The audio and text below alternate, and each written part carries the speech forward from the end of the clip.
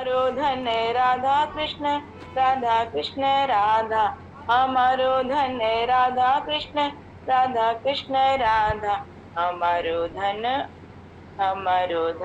राधा कृष्ण राधा कृष्ण राधा, हमारो धन राधा कृष्ण राधा कृष्ण राधा, हमारो धन राधा कृष्ण राधा कृष्ण राधा, हमारो धन राधा कृष्ण राधा कृष्ण राधा, हमारो धन राधा कृष्ण राधा कृष्ण राधा, हमारो धन राधा कृष्ण राधा कृष्ण राधा, हमारो धन राधा कृष्ण राधा कृष्ण राधा, दोहों नमः एक हूँ बिन रस आधा, दोहों नमः एक हूँ बिन रस आधा, कृष्ण बिनु राधा राधा बिनु कृष्ण आधा, कृष्ण बिनु राधा राधा बिनु कृष्ण आधा, हमारो धन राधा कृष्ण राधा, हमारो धन राधा कृष्ण राधा, हमारो धन राधा कृष्ण राधा, हमारो धन राधा कृष्ण राधा, हमारो धन राधा कृष्ण राधा, हमारो धन राधा कृष्ण राधा, हमारो धन राधा कृष्ण राधा, श्री राधा भजे कृष्ण कृष्ण भजे राधा, श्री राधा भजे कृष्ण कृष्ण भजे राधा, श्री राधामय कृष्ण कृष्णमय राधा, श्री राधामय कृष्ण कृष्णमय राधा, हमारो धन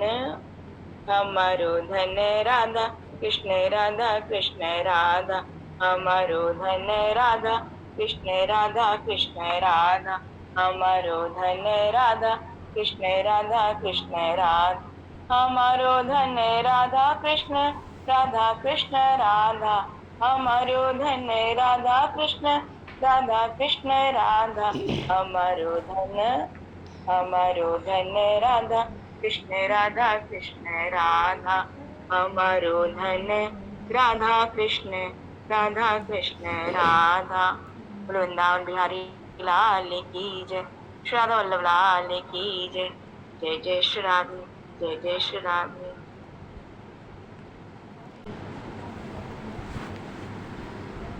हरि शरण।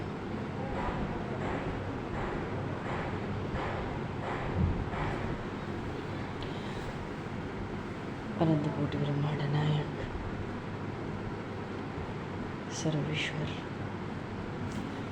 पूर्ण परात्पर ब्रह्म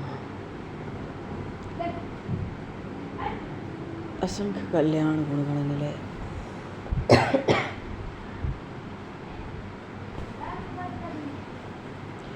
भक्तवान शकलब्धो शरणागत वत्सल भक्तवत्सल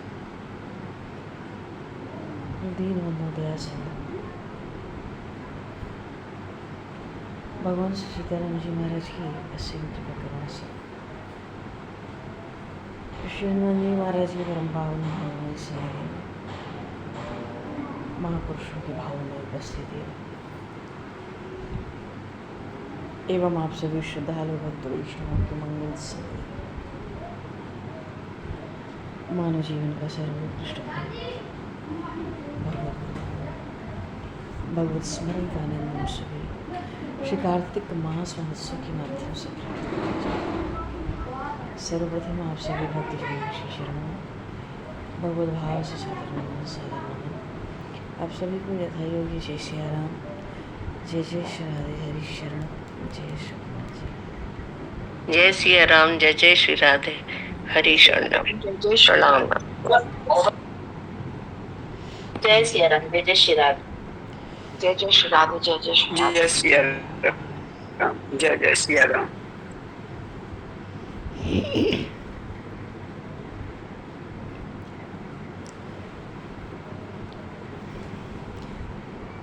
वराहपीडं नटवरवपुः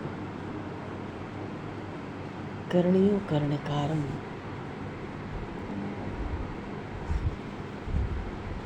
बिभ्रतभाषा कनककवशं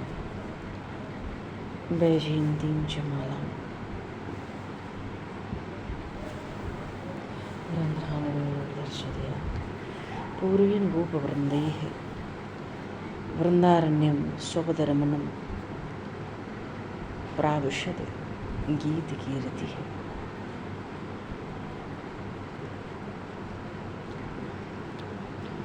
बोलिए श्री नंदन श्याम सुंदर भगवान की जय। बोलिए श्री तुलसी मैया की जय।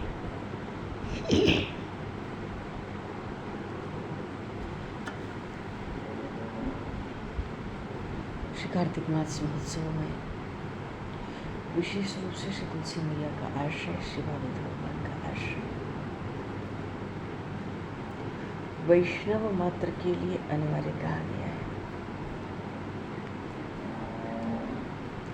संपूर्ण कार्तिक मास में तुलसी दल से भगवान का पूजन, तुलसी दल के पुष्प से, यूँ कहें तुलसी दल और पुष्प से, तुलसी दल पुष्पाणि यच्छन्ति जनार्दने कार्तिके सकलं वत्स पापं जन्मार्जितं दयते। जन्म भर का पाप नष्ट हो जाता है भगवान केशव को तुलसी दल अर्पण करने से।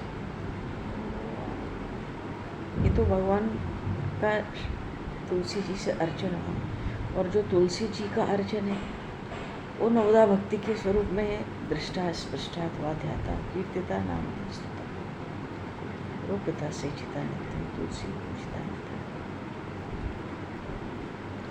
तुलसी मैया का दर्शन, उनका स्पर्श, उनका ध्यान, उनका कीर्तन, उनकी महिमा का उच्चारण, उनकी स्तुति,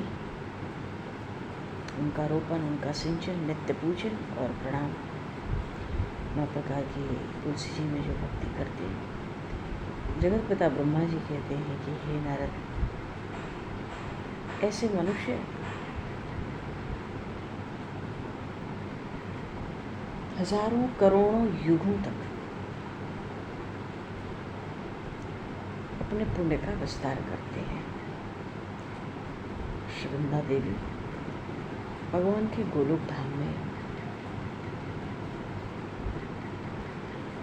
श्री राधा रानी का विस्तार है, और आंशिक विस्तार कहें तो उस रूप में वैकुंठ में विराजमान रहती है। श्री राधा रानी की बहुत ही अंतरंग सखी है।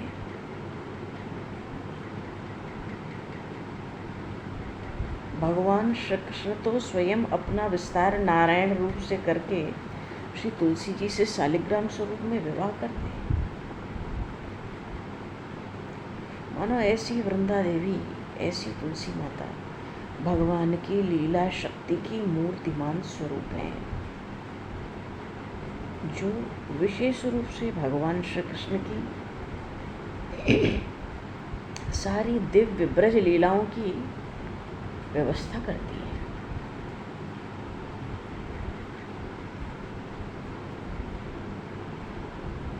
कहते हैं तुलसी जी, कोई भगवान का भक्त है, वैष्णव है, तो उसको तुलसी जी के विषय में कुछ बातें अनिवार्य रूप से जानना चाहिए। ये एक अपने में बहुत ही अद्भुत प्रसंग है, और इसको हम लोग संक्षेप में करेंगे। तो भगवत भक्त को तुलसी जी के विषय में क्या क्या जानना चाहिए अनिवार्य रूप से वैष्णव मात्र को? प्रथम तो ये कि श्री तुलसी जी एक श्यामा स्त्री है, उनकी देह सांवले रंग की है, ऋग्वेद उनका शरीर है, यजुर्वेद उनका मन है, दिव्य अथर्ववेद उनकी प्राणवायु है, संस्कार या कह लें अनुष्ठान उनके हाथ हैं। पुराणों के द्वारा वर्णित है, पुराणों में उनका वर्णन आया है तुलसी मैया, और उनका आनंद कभी नष्ट नहीं होता। अमृत है, वो नित्य है, शाश्वत है ना, वे शाश्वत दिव्य रस की मानो अमृत रस की कली है, अनंत है, असीमित हैं तुलसी जी। अनंत दिव्य अमृत रस का आनंद प्रदान करने वाली है श्री तुलसी जी। भगवान विष्णु के प्रति पूर्ण समर्पित हैं श्री तुलसी जी। वो भगवान विष्णु की प्रेयसी हैं। जन्म और मृत्यु के चक्र को नष्ट करने वाली हैं श्री तुलसी जी। जो उनका दर्शन करते हैं उसके पापों को नष्ट कर देती हैं श्री तुलसी जी। जो उनका स्पर्श करते हैं उनकी रक्षा करती हैं श्री तुलसी जी। और जो उनको आदरपूर्वक प्रार्थनाओं के साथ प्रणाम करते हैं, श्री तुलसी जी उनके रोगों को दूर कर देती है। जो श्री तुलसी जी की सेवा करते हैं उसकी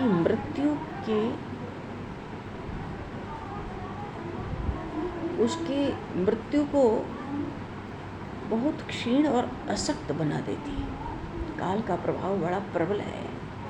जन्मत मरत दुष्कृत भूल। और जो तुलसी जी की सेवा करते हैं मृत्यु काल में उस मृत्यु के बल को क्षीण कर देती हैं, उस काल को अशक्त बना देती हैं, उस मृत्यु के प्रभाव को दूर कर देती है। और जो बैकुंठ के स्वामी भगवान की आराधना के लिए उनकी पत्तियों का प्रयोग करता है, श्री तुलसी जी उसकी विपत्तियों को हर लेती है। जो श्री तुलसी जी के पत्तियों का सेवन करता है मानो प्रभु को अर्पित प्रसाद रूप से, सीधे नहीं, जो उनकी पत्तियों का सेवन करता है उसको बुद्धि प्रदान करती है। जो उनकी परिक्रमा करता है श्री तुलसी जी उन लोगों की दरिद्रता को नष्ट कर देती है। जो तुलसी जी की जड़ से ली गई मिट्टी को अपने शरीर पर लेप करता है उसके महापाप, क्या कह लें, घोर पाप भी समाप्त हो जाते हैं, समाप्त कर देती है।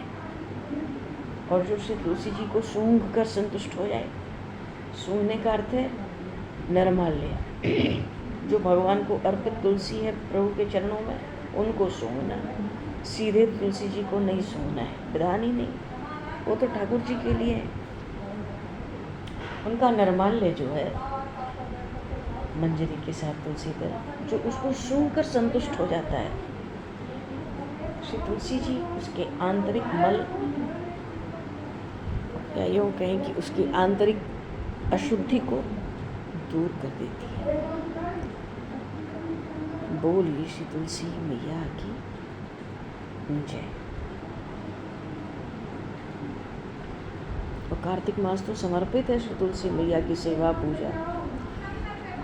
दीपदान की इस माह में बहुत विलक्षण महिमा है। घी का दीपक हो, तिल के तेल का दीपक हो और कपूर का दीपक जलावें तो क्या कुछ है। कपूर का दीपक जलावें तो पितरों को भी बहुत संतुष्ट करती है। इनकी महिमा अपार ऐसी में है, अनंत है, इनकी महिमा का कोई आर पार नहीं है।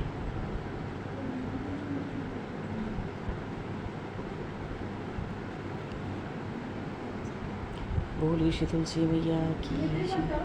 श्री वृंदावन प्रेम धाम की जय। श्रीमद् भागवत महापुराण की जय।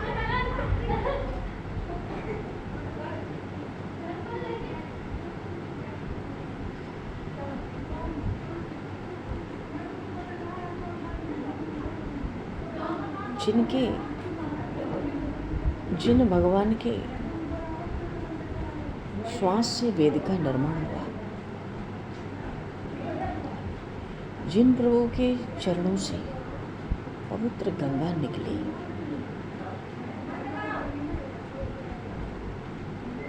जिन प्रभु के नाम स्मरण से संसार बंधन भवबंधन छूटता है,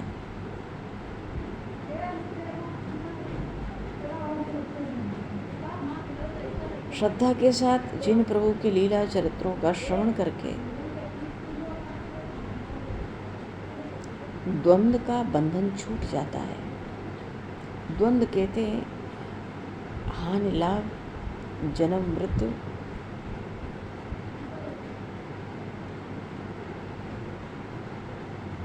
हानि लाभ, जन्म मृत्यु,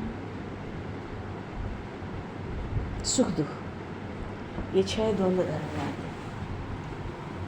श्री जी ने भ्रमर गीत में उद्धव जी को सुनाया था द्वंद्व धर्म। अच्छा, तो श्रद्धा के साथ भगवान के जिन प्रभु के चरित्रों का श्रवण करके चित्त उनमें स्थित हो जाता है तो द्वंद्व धर्म, द्वंद्व ही जीवन का, द्वंद्व का बंधन ही छूट जाता है। जीव आत्मज्ञान प्राप्त होकर शांति का अनुभव करता है। उन भगवान ने जगत का उद्धार करने के लिए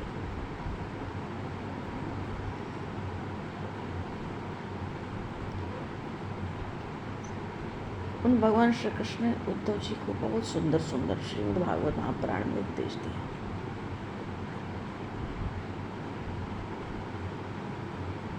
भगवान श्री राम ने पत्थरों को जल में तैराया, तो भगवान की कृपा से जड़ मूढ़ अज्ञानी मनुष्य भी इस भव सिंधु से पार हो जाते हैं।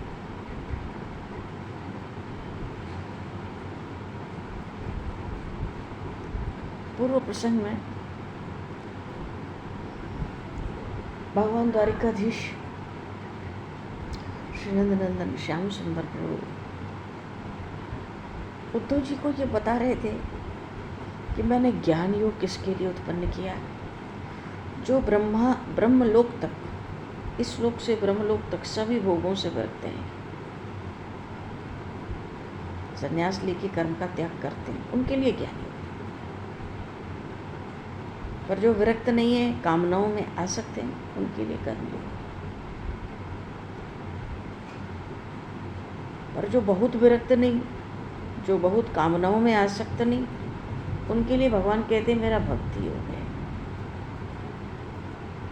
उसका आधार है कथा श्रवण में प्रेम, भगवान के लीला चरित्रों में प्रेम।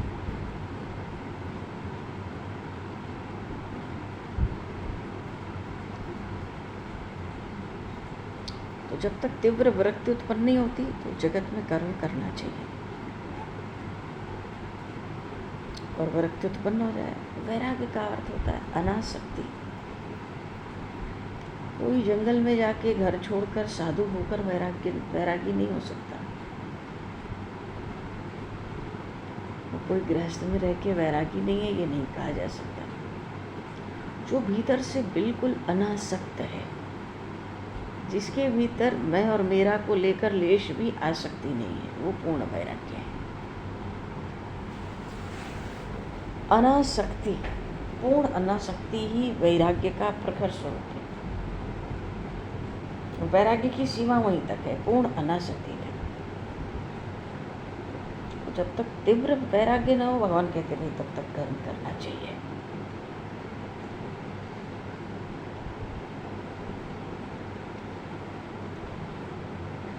भगवान की लीला कथा श्रवण से भगवान स्वयं कहते हैं अंतःकरण मेरे प्रेम से उमड़ पड़ता है। उस प्रेम में लीला कथा श्रवण से जीव का मन सदा मेरे स्मरण में रहता है।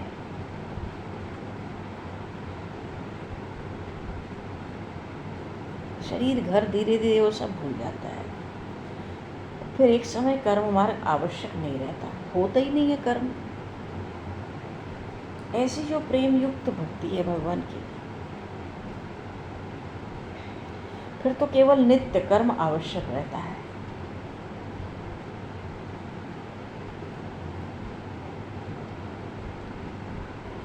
और वो कर्म 33 करोड़ देवता ऋषि महंत पूर्ण करते हैं।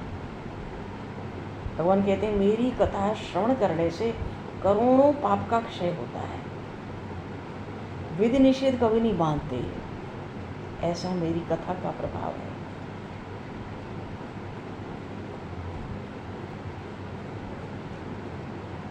तावत् कर्माणि कुर्वीत न निर्वद्येत यावता मत कथा श्रवणादो मत कथा श्रवणादो वा श्रद्धा यावन न जाए।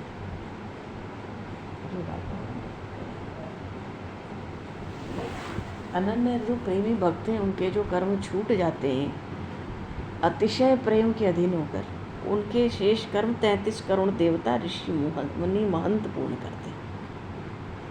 ऐसा कथा का प्रभाव, भगवत प्रेम का प्रभाव।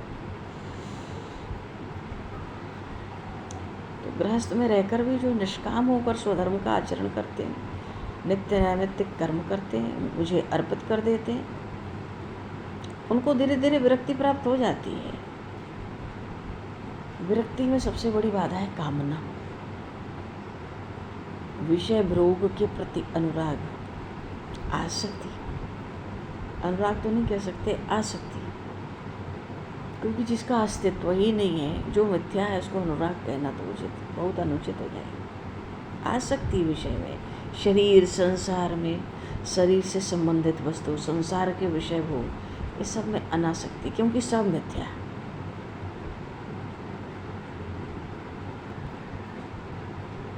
तो देह में आसक्ति न रखकर ज्ञानी ज्ञान सिद्ध करता है।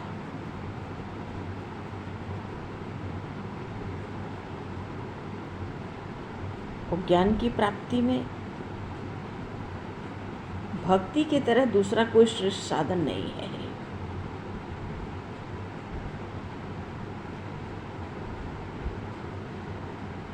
क्योंकि अगर शरीर में आसक्ति है तो काम, क्रोध, प्रमाद अपने आप उत्पन्न होते हैं। मानो हाथ में पैसा है तो सब वस्तुएं घर आ जाती हैं।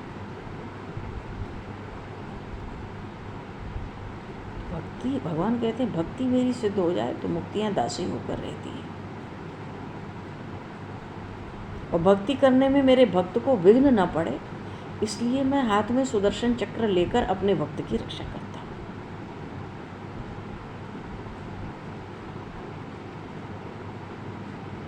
अरे उद्धव, केवल सुग्गा पक्षी को राम नाम का पाठ पढ़ाने वाली वैश्या का मैंने ही उद्धार किया।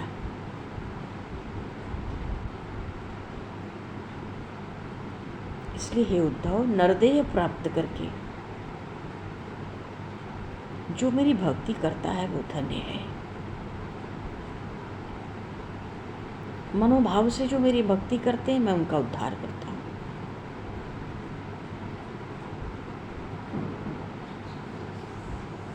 और जो ज्ञान का अभिमान रखते हैं, ज्ञान का अभिमान करने वालों को मैं यमराज को सौंप देता हूँ।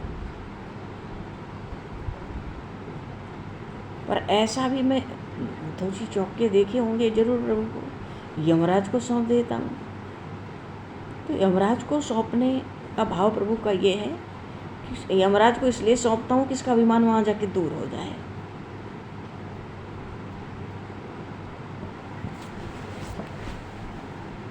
ऐसा भगवान अपने भक्तों के लिए इतना कोमल हृदय रखते हैं।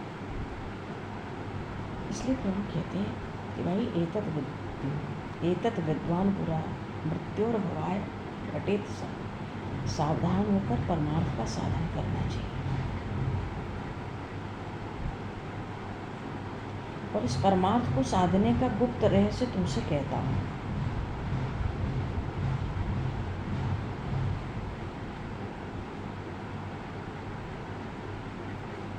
देह के अहम भाव का त्याग करने से संसार का अभाव होता है। संसार है तो नहीं, विषय भोग। कोई कहे भाई शरीर झूठा है, तुम शरीर नहीं हो, संसार तुम्हारा नहीं है, विषय भोग में सुख नहीं दुख है। कोई कहे भैया हम तो विषय भोगते हैं तो हमें बहुत आनंद आता है, तुम्हें सब खाने सोने में बड़ा सुख आता है हमें तो। और महापुरुष कहते हैं कि मिथ्या है, इसमें दुख है, दुख तो मालूम ही नहीं पड़ता, हम तो बहुत आनंद में खा के पहन के सो के घूम के उठ के। तो भैया ऐसा सुख तो स्वप्न में भी मिल जाता है। स्वप्न में सोए रहते हैं, आरोप प्रत्यारोप होता है, न जाने कौन सा घटनाक्रम चलता है। सुख और दुख का तो स्वप्न में भी अनुभव होता है, जब तक स्वप्न रहता है। पर वो जो सुख और दुख स्वप्न में अनुभव होता है, वस्तुतः दोनों ही तो मिथ्या है तो कुछ नहीं जगने के बाद। न सुख से मतलब न दुख से मतलब। ऐसे ही संसार की सुख दुख भी बस आरोप प्रत्यारोप है। भगवान रहस्य बता रहे हैं परमार्थ साधन का कि सबसे बड़ी बाधा है शरीर को मैं मानना। शरीर को मैं मानते तो ही संसार का जन्म हो जाता है, पर जन्म जन्मांतर कल्प कल्पांतर उसी चक्की में जीव पिसता है।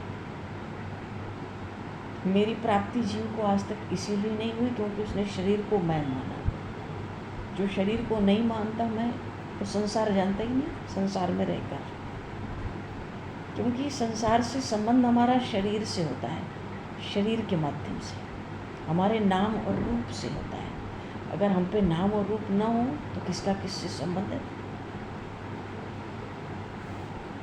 तो भगवान कहते हैं देह के में जो मैंपन है कि मैं शरीर हूँ, इसको अगर त्याग दो तो संसार अभाव हो जाएगा। संसार का मानो संसार समाप्त हो जाएगा उसी समय। तुम तो शरीर में रहने वाले हो, जैसे रथ में रथी रहता है, जैसे घर में कोई मनुष्य रहता है घर के अंदर, ऐसे ही तुम शरीर के अंदर निवास करते हो। ये ठीक है और सत्य है, और तुम शरीर नहीं हो। तुम शरीर मानोगे तो संसार की ओर जाओगे, और एक बार गया हुआ मन उसको लौटाना समझाना बहुत कठिन हो जाता है। पर किसी तरह शरीर के मैंपन को दूर कर दिया जाए, क्योंकि शरीर तो जड़ है। कैसे दूर होगा मैंपन? शरीर तो जड़ है। स्वरूप बोध का नित्य अभ्यास करना चाहिए, भले 2 मिनट। 2 मिनट का सत्संगी से ही स्वरूप बोध पर नित्य सुनना कहना चाहिए। किसी भी तरह हमारे भीतर आना चाहिए। शरीर जड़ है। जड़ क्यों है? क्योंकि वो दिखता है, मैं दिखता नहीं। मैं चेतन हूँ, ईश्वर अंश, जीव अविनाशी। नहीं दिखता हूँ, मैं तो देखता हूँ। महर्षि वाल्मीकि ने कहा, राम जग पेखन तुम देख निहारे। जगत तो दिखता है और तुम उसको देखने वाले हो। तो भगवान का अंश जो जीव है शरीर के भीतर, वो सब कुछ देखता है, वो दिखता नहीं है। दिखता शरीर संसार है, इसलिए जड़ है, नाशवान है। तो जिसके पास नाम और रूप है, जो दिखता है वो जड़ है, वो हम हो नहीं सकते।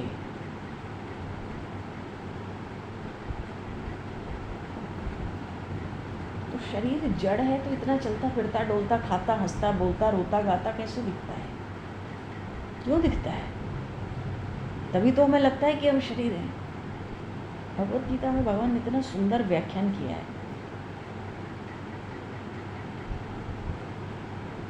हमारे जैसे तुच्छ जीव एक अक्षर कहने योग्य नहीं है ईमानदारी से।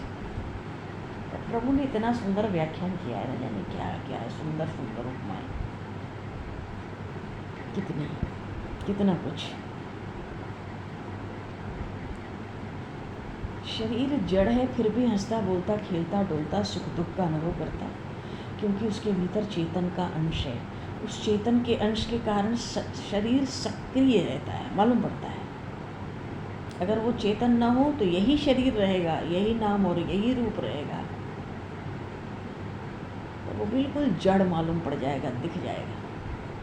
चेतन वो जो भगवान का अंश है, जिसको आत्मा कहते हैं, तो जीव है, उसकी उपस्थिति शरीर के अंदर, उसकी उपस्थिति के कारण शरीर सक्रिय मालूम पड़ता है। वो हर वस्तु जड़ है जिसके पास नाम और रूप है, और वो हर वस्तु चेतन है जो सक्रिय है। कहीं भी कुछ भी सक्रिय है। अगर पेड़ में भी फल आता है तो जो सक्रियता है उस वृक्ष की फल उत्पन्न करने की, वो उस चेतन के अंश के कारण है। जीव जाता है तो सुख दुख अनुभव, जीव मरकर जाता है तो पहले अपना पाप पुण्य सब भोगता है स्वर्ग नरक में, पीछे उसको पितृलोक में जाता है, वहाँ से वो भगा दिया जाता है जब उसका थोड़ा सा समय हो जाता है। भगा दिया जाता है तो ये जीव कहाँ जाता है? उपनिषद में ऐसा लिखा है सब। हाँ, वो जीव आकाश में, बादल में नहीं, आकाश में वायु के कण के रूप में रहता है। वायु का एक कण, इतना छोटा कण, जैसे अगर हमारा एक बाल है तो बाल का जो अग्रभाग है, आगे का हिस्सा, उसका 1000 भाग कर दो, उससे भी छोटा अंश इतना सा रहता है। यही जीव जो हमारे भीतर है, जो परमात्मा का अंश है, जो बोल रहा है, चल रहा है, डोल रहा है, कर रहा है, उसकी सक्रियता, उसके होने का प्रमाण है कि दिखने वाली वस्तु सक्रिय है, वो सब चेतन है। चेतनता का स्तर थोड़ा अलग अलग भी है। पेड़ पौधों में, पहाड़ों में, नदियों में उससे ज़्यादा चेतनता पशुओं में, मनुष्य में सबसे अधिक, क्योंकि हमारे पास मनन शक्ति है। ये तो पशुओं में ही नहीं, वो दुख देते हैं पर वो ये नहीं समझते किसी को दुख दे रहे हैं, वो भाव नहीं समझते ऐसा, वो किसी चीज़ का मनन नहीं कर सकते, सही गलत का निर्णय नहीं कर सकते, उन पे वो विवेक नहीं, वो तो केवल मनुष्य पर है। पूरा चैतन्य अंश भगवान का तो मनुष्य ही है। तो वायु के कण में रहता है, आकाश में। और जब भाई जल का कण तो हर जगह है, 5 तत्व हर जगह है, तो जल का कण जब उसको मिलता है तो वो जल का वाष्प बन जाता है। कैसे आता है जी? इतनी सुंदर प्रक्रिया उपनिषदों में लिखी है, उपनिषद में। अब फिर वो जहाँ गिरे, किसी वृक्ष के फल पर भी गिर जाए,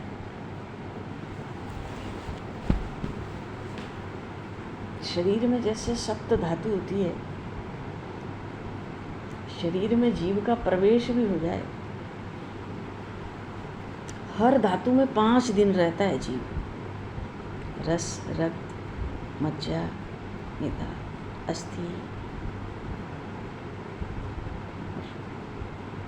शुक्र, 5-5 दिन जो भी भोजन करते हैं, हर सप्त धातु के शरीर में 5-5 दिन, 5 दिन रस में रहेगा तो फिर 5 दिन बाद वो रक्त में चला जाता है, वही जीव।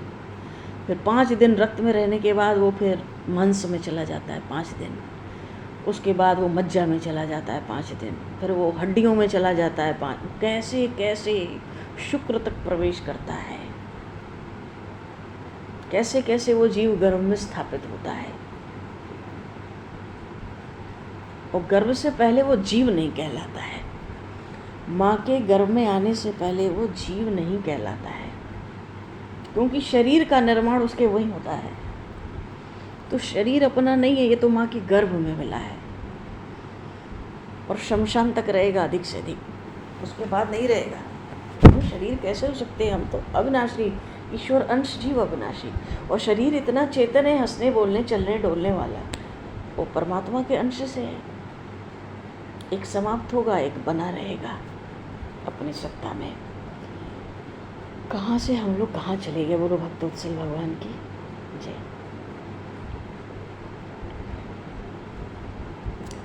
कहाँ थे पता नहीं, भागवत जी में थे। हाँ, सावधानी से परमार्थ का साधन साधने को प्रभु उद्धव जी को समझा रहे थे, उसका गुप्त रहस्य बता रहे थे, परमार्थ कैसे साधा जाता है। हाँ, उसका गुप्त रहस्य का आधार है शरीर में मैंपन ना रहे तो संसार का अभाव अपने आप हो जाएगा, फिर संसार छोड़ना नहीं पड़ेगा, कुछ भी नहीं करना पड़ेगा, बस शरीर से मैं निकल जाऊं बाहर। क्यों? इस देह की मृत्यु भी अनिवार्य है, कब होगी कोई जानता नहीं, इसलिए प्रमाद नहीं करना चाहिए। वृक्ष में पक्षी घोंसला बनाकर गुप्त रूप से रहता है, भगवान कह रहे हैं उद्धव जी से। अब कोई निर्दयी आवे उस वृक्ष की जड़ को काट डाले, ऐसे ही काल इस शरीर के पीछे पड़ा है। वृक्ष पर घोंसला बना के पक्षी रहता है, ऐसे ही शरीर के भीतर शरीर रूपी घोंसले में जीव रहता है। अब वृक्ष कटेगा तो घोंसला कहाँ जाएगा? उसको तो नष्ट होना ही है। निर्दयी बहेलिया आता है, कस लेता है अपने शिकंजे में। तो मृत्यु तो जब से जन्म हुआ, जन्म क्या, जब से जीव हुआ, माँ के गर्भ में, तभी से मृत्यु पीछे पड़ गई।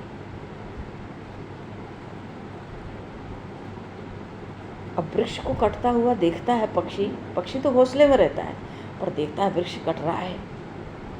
ये थोड़ा समय तो लगता है किसी वृक्ष को काटने में, तो घोंसले के अंदर पक्षी तो तुरंत समझ जाता है वृक्ष कट रहा है, तो क्या करता है, अभी तक तो न जाने कब से उस वृक्ष पर था घोंसला बनाकर, अब उस वृक्ष का वो अभिमान छोड़ देता है।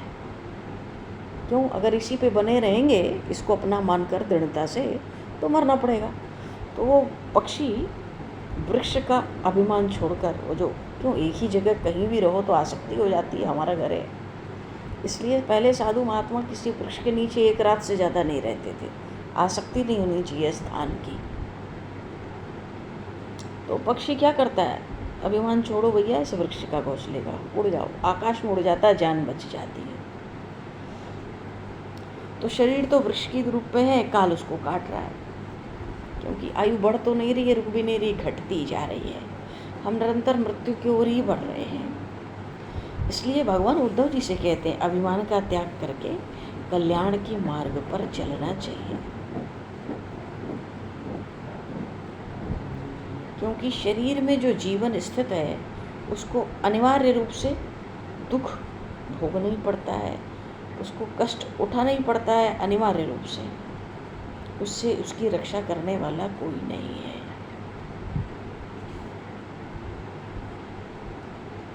बोलिए श्री भक्तवत्सल भगवान की जय। तो भगवान तो ये भी कहते हैं, आयु पर विश्वास मत रखो, तुम शरीर की आसक्ति का त्याग करना सीखो, इसकी आसक्ति छोड़ो, ये बिल्कुल अलग व्यवहार का है, ये तो विनाशी है, जड़ है, अचेतन है, नष्ट होगा, समाप्त होने आया है। तुम अविनाशी हो, देह तो क्षणिक है, न जाने कब तक रहे न रहे, तुम तो पहले भी थे, अभी भी हो, फिर रहोगे। इसलिए इस देह का अभिमान छोड़ दो और सावधान होकर भक्ति और ज्ञान सिद्ध करो। तो भक्ति कैसे करनी चाहिए? भगवान कह रहे हैं, जन्म मरण के भय से तो कांपना चाहिए और फिर वैराग्य धारण करना चाहिए भीतर। कांपेंगे तो वैराग्य होगा ही, क्योंकि दोनों में ही महान कष्ट है, जन्मत मरत दुसह दुख होई, भगवान शिव कहते हैं अपनी वाणी में। जन्म की क्रिया और मरने की क्रिया दोनों में असहनीय कष्ट है।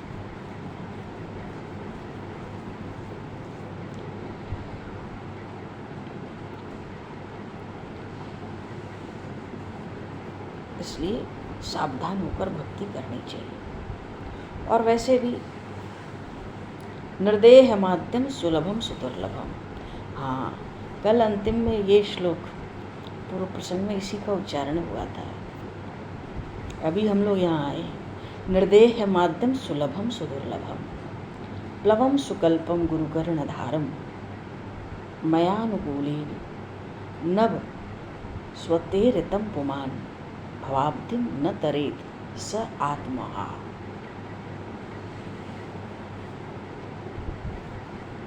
निर्देह माध्यम सुलभम सुदुर्लभम, ऐसा दुर्लभ शरीर, अत्यंत दुर्लभ मनुष्य जीवन, मनुष्य शरीर सुलभ होकर प्राप्त हो गया। निर्देह माध्यम सुलभम सुदुर्लभम, अत्यंत दुर्लभ मनुष्य योनि सुलभ हो गई है। प्लवम सुकल्पम गुरुकर्णधारम, मया अनुकूलेन नव स्वतेरितम पुमान, भवाब्धिम न तरेत स आत्मा। श्री रामचरितमानस में प्रभु श्री राम की वाणी में बिल्कुल यही श्लोक प्रकट हुआ है, एकदम यही भाव। भगवान श्री राम ने भी वहाँ विधि पूर्वक समझाया। भागवत में भगवान श्री कृष्ण कहते हैं, भवाब्धि न तरेत स आत्मा।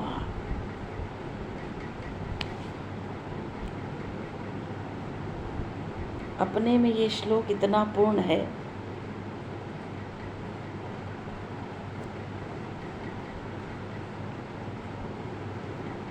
इतना पूर्ण है और इतना इसका विस्तार है। भगवान ने भी इसका विस्तार किया है, ऐसी बात नहीं है कि व्याख्यान में कोई इसका विस्तार है। प्रभु ने खुद इसका बड़ा विस्तार किया है इसका। क्यों गुरु कर्णधार हैं इसके, मैं अनुकूल वायु के रूप में हूँ। मनुष्य देह भगवान की प्राप्ति का प्रधान साधन है। भवसिंधु की मानो ऐसा दुर्लभ नरदेह प्राप्त करके, इस श्लोक का भाव है। हम लोग आगे इसका फिर यहीं से आरंभ हो तब तो इस श्लोक में भाव यह है कि ऐसा दुर्लभ नरदेह प्राप्त हुआ और कर्णधार सद्गुरु की कृपा प्राप्त हुई, फिर भी और मेरी कृपा की वायु भी अनुकूलता से चलती है, फिर भी संसार से जो न तरे वो आत्महत्यारा है। वो तो ऐसा है मानो अपने नरदेह को बेचकर नरक भोगता है। ऐसा दुर्लभ शरीर पाकर भी नरक जाता है। जिस शरीर से परमात्मा की, ज्ञान की, भक्ति की, प्रेम की प्राप्ति हो सकती है, जीव उसको प्राप्त करके भी नरक जाता है। और ऐसा मनुष्य तो स्वयं अपनी आत्मा का हत्यारा है।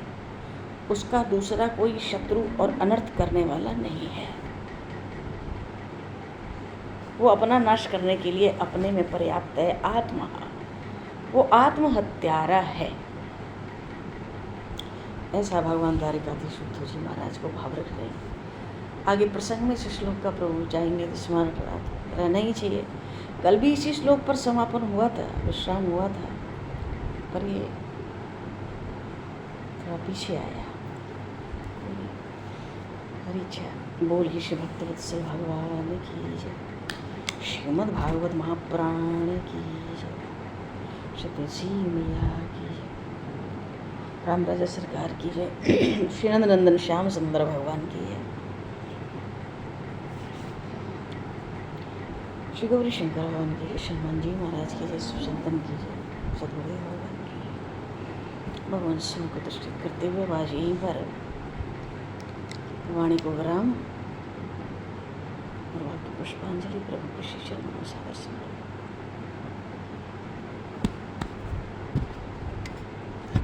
आप सभी को भी यथा योग्य